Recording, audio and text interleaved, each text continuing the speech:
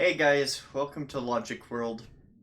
So I told you I was going to bring a tutorial series. Well, yeah, here it is. So, as you can see, I've been quite addicted to 7-digit displays. I've been making so many of them. And all of my builds uh, use at least a part of them. Well, some of my builds had help. Um, but I'll explain that in the next video. But in this video, I'm going to show how a 7-segment display works and how to actually use them in your builds. This 7-segment display, now I know it just has.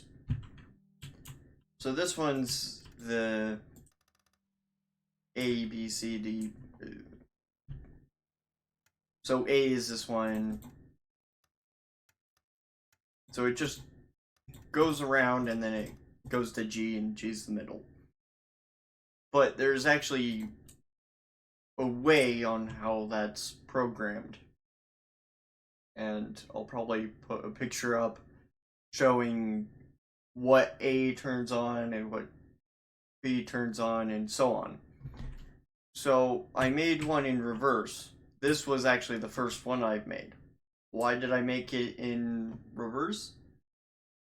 Well, because if, let's say you're building it from this side. And you can kind of see how it's flipped now. So now this one's A, this one's B, and now this one's G, and this one's F, so on.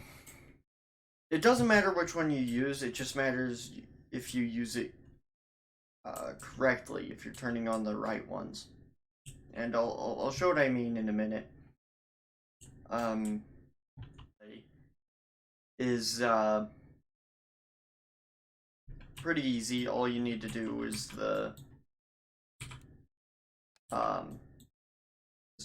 put in the displays, and once they're done, now you just need to encode it. It doesn't matter which encoding you use, if it's the now let me get back topic. Okay, so now all that I need to do is just put in the sockets, and sockets are quite useful. Oh, hold on, I just learned something new. You can, if you hold down control, you can do that. Okay, anyways, so this one's gonna be the, ABC one, and this one's gonna be the GFE one. And I hope it kind of shows why I prefer this one over this one. It doesn't matter which one you use. It matters what you're doing with it. And I know I keep saying that, but it's true. Like if I put this one's encoded for this one, but it still displays a 1, it's just in reverse.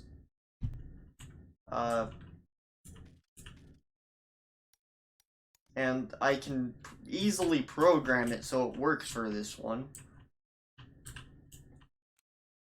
And so there's not really a difference. And I'm showing you how to make each of them. So if you do decide to use this one, you still can. So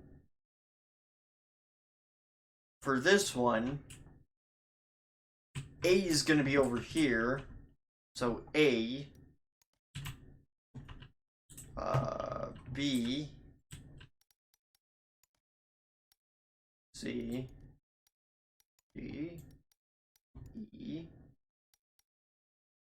F, and G. Okay, let me get the 1 displayer over here, and it displays at 1. So that's how you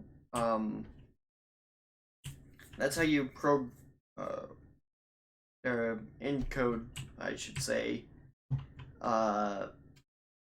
if you're doing this one.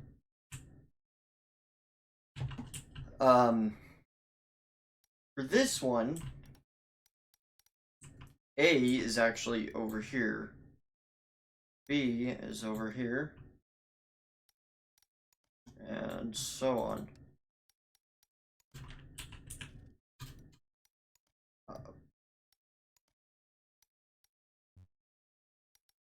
And here's the 5 chip to see if that works. And that's a 5. My more complicated builds like this one, this is just, it turns it into a binary to hex. I won't be getting into that today, so this just needs to, I'll just put it back. Just know that I'm not going to be talking about this. I'm going to be talking about this device right here. So it picks 1 input, and this just goes to number. This one's 0. And it basically, when this turns on, it just turns on all the ones required for a 0. And well, for a 0, as you can see, this one's off. Now if I look at it this way, this one's G. Because this one's using the GFE. So that means back here it's A, B, C, D, E, F, G. Oh, never mind, I did that wrong. It's A, B, C, D, E, F, G. So actually it's GFE. Oh, yeah. But besides the point. So this one's G. And that's turned off. And then 1, 2. So if I turn it on to a different number, the magic box I'm going to explain in the next episode is going to turn on 2. 2 turns on G. Why am I doing it that way? A, B, D, and E, and G. That displays a 2. That's the end of the video. Like, subscribe, and have a good day.